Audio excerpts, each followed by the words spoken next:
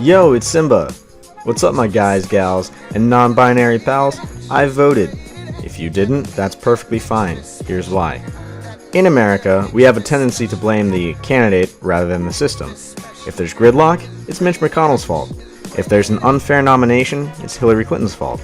If there's pollution, it's literally everyone who's ever used a straw. That's just not the case. We have a flawed system, and a lot of the problems that happen only happen because of a piece of paper.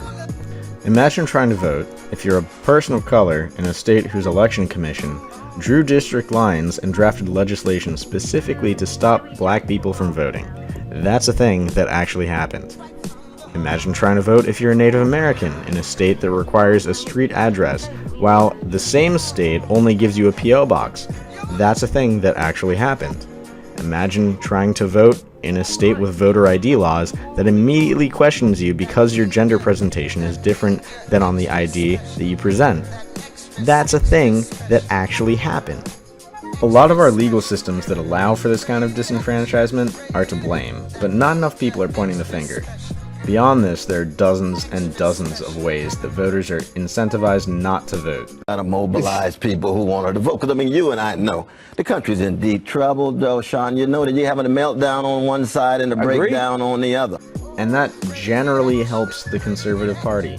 If you're an immigrant of color, if you're trans, if you're just an average black person who got purged from the voter rolls on a technicality that honestly should be illegal, and you don't vote, I understand that.